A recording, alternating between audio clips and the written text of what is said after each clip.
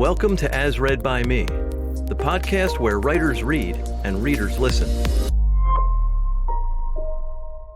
In today's episode, we have short stories from Peter Waitze and Heidi Bahnck, and a poem by Paul Camarata.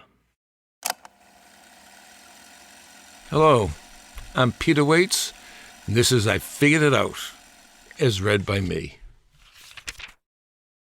When we lived in Hull, Massachusetts, during the summer we would go to see plays at the South Shore Music Circus in Cohasset. Summer stock theater in the Round was a treat to enjoy on a balmy evening. And one of the wonderful plays we saw there was The Pajama Game. One of the memorable songs from that play was I Figured It Out. I figured it out that dealt with a potential pay raise of 7.5 cents an hour and how that would lead to an annual salary increase of $156. Frugal me, I've done a little better than an increase of $156 a year. Actually, I'm not talking about an increase in dollars earned, but an increase in savings and in potential wealth and my better health. A long time ago, I learned that the difference between a good haircut and a bad haircut is 10 days. About 30 years ago, I stopped going to the barber shop for a haircut. I was bald. And when every 2 weeks I'd go to the barber shop, the barber would always ask me how I wanted my hair styled. Like there were a lot of choices. I'd grunt, just cut it. And then he'd grab a clipper and trim the few hairs on my head. A few minutes later, I'd give him $10 for the haircut and $5 for the tip. One day I was in Kmart, and I saw I could buy a hair clipper for $10. And I bought one. I started giving myself haircuts. Am mine as good as what I got back then? No. But who cares? If it's a bad one in 10 days, it'll be good. So I don't care. You know who cares. She tells me my handiwork on my head doesn't look good, but I can't see what she sees, so I'm okay with what I do. And what I do is, for the last 30 years, I have given myself a haircut whenever I wanted one. Using simple math, which sadly is no longer taught properly, over that time, this is what I would have spent had I continued going to the barber shop every 2 weeks. Let me see, 26 haircuts a year, times $15 a haircut, times 30 years, equals $11,700.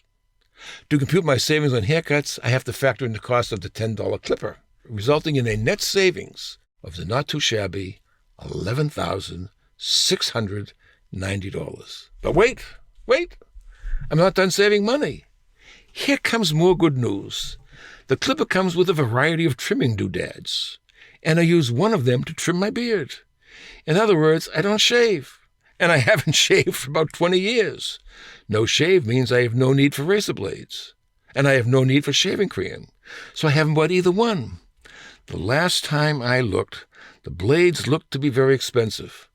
On a conservative basis, I gotta figure not buying blades and not buying shaving cream is another savings of about another $10,000, bringing my total savings to $21,690. And now for the really, really big savings. I stopped smoking almost 32 years ago, in May 1985. I can remember the exact day I stopped because, coincidentally, it was on May 13th, when the then mayor of Philadelphia, Mayor Good, authorized the bombing of the home of a radical group called MOVE. And the bombing was responsible for burning down an entire block of homes. Every year, the Philadelphia newspapers retell the story, and that reminds me that that is the day I quit smoking. Until I quit, I was a 2-pack-a-day smoker. And I figure over time, on average, that smoking habit cost me about $12 a day. In other words, I haven't had a cigarette in about 11,680 days for an approximate savings of another $140,160. And this is important, if I had continued smoking, I would have smoked about 467,200 cigarettes from then until now. Putting this together, in addition to the obvious health benefit, over the years, I figure I have saved a rather tidy sum, about $161,850. The question then is, what the hell did I do with that savings? And the answer is, I have no proof, just an idea. On a daily basis, unlike Silas Marner, I certainly didn't stuff the savings under our mattress so I could count it. No, the money stayed in our checking account so we could both use it as we wished. And I know it was used because it isn't there. I know this is going to sound tough, but there is only one possible explanation to where all this money went, and it is not what I did with it, because, as I mentioned, I am frugal. I inherited the frugal gene from my mother. I don't spend anything on myself. Ergo, with only two possible culprits in our house, it is easy to figure it out.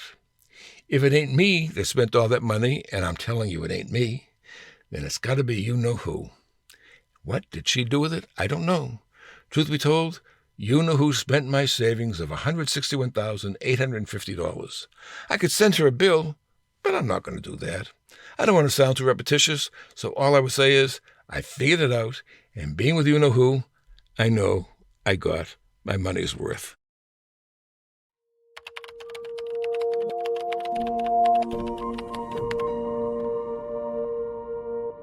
Hi, I'm Heidi Bahnck, and this is a story called 40, as read by me. The October I turned 27, I was unemployed, having been laid off the previous July from the worst job I ever had. I was worried about the future of my career, but overjoyed to be free from the worst job ever and able to enjoy my favorite month of the year. It was a frugal time, living off savings and unemployment checks while I was job hunting, but it was also the season of pumpkin everything, the most wonderful time of the year. So my modest birthday celebration consisted of a visit to Dunkin' Donuts for a pumpkin coffee and pumpkin donut. I chose the Dunkin' at the corporate park nearest my parents' house, where I had stopped earlier to say hello, as one who is jobless is apt to do midday. I drove my white Toyota Corolla with the windows down and the crisp autumn breeze blowing, and wore my favorite lightweight corduroy jacket, which I owned for the next decade until I literally wore holes in it and sadly had to let it go. The coffee was spicy sweet and tasted so good. It was a good day. I am 4 days away from turning 40. Dunkin' is no longer an option due to my healthy diet, which renders donuts poison and makes pumpkin-flavored coffee taste like chemicals.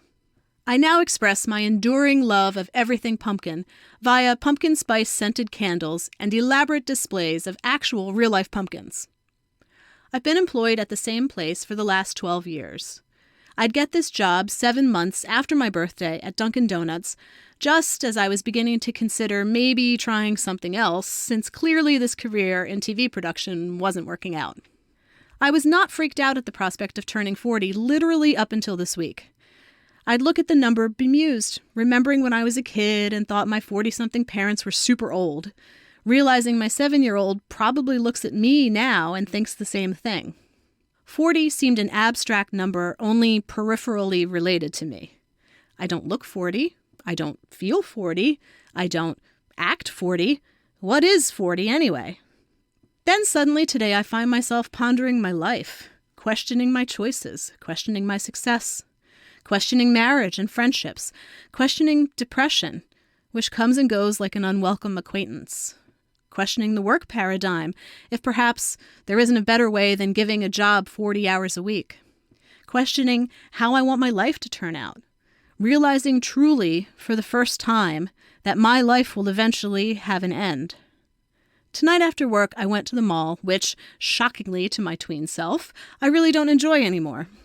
I got a raise last week, so I treated myself to a shiny apple red pair of Hunter rain boots. Slightly more expensive than that cup of pumpkin coffee 13 years ago, but I'm not living paycheck to paycheck anymore. I love red shoes. They kick ass. These will kick ass in the rain. There's been a lot of rain lately.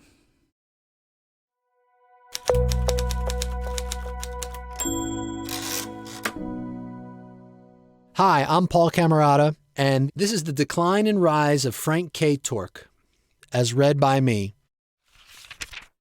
Frank K. Torque's neck was bent on account of all the years he'd spent hauling cement, and his joints were stiff, his spine was curved, the hot and cold wires were reversed in his nerves. "Yo, brah," to his pal said Frank, "this body of mine's like a broke piggy bank. Yo, once upon a time, it was full and strong, brah, but lately is it like that? I gotta say, nah. Frank's interest wasn't to be old and frail. He yearned for his old vigor, more wind in his sail. He tried rest and running, swimming and weights. Yo, brah, Frank thought, working good, this ain't. Let me hit the Googles, brah, find some new intel to limber these legs and drain my swell. Frank pecked and hunted for what he didn't know. And then he saw it and whispered to himself, yo, brah, this may be it. How to breathe and stretch. How to undo feeling like a rusted plumber's wrench. Frank mimicked the moves, read all the pages, and his pain rolled away in slow, steady stages. Until reborn was Frank K. Torque, so much he felt compelled to be a pain relief stork, delivering to others bridge and plank tips, how to exhale stress and loosen their hips. From his cement pouring, Frank soon resigned to begin a new career of his own design. That's how Yo Bra Yoga first got started. The studio where healing Frank K. Torque imparted on the brawniest barrel-chested bra yoga doubters whose bodies ache so bad they'd come to him as powders, ready, willing, and able to try anything to return their step its long ago gone spring. I've been there, brah, absolutely for reals, said Frank K. Torque. I know what you feels. Yo Bra Yoga, it won't disappoint. If it did, I'd never could have built this joint. So try it and see. No more delaying, said Frank K. Torque. I'm not saying, I'm just saying. Thanks for joining us. For more information about the podcast and the authors, visit asreadbyme.com. If you're a writer and would like to read one of your stories on an upcoming episode, send an email to writers@asreadbyme.com. If you like what we're doing and would like to help us remain ad-free, you can support us by visiting our Patreon page at patreon.com/asreadbyme. See you next time.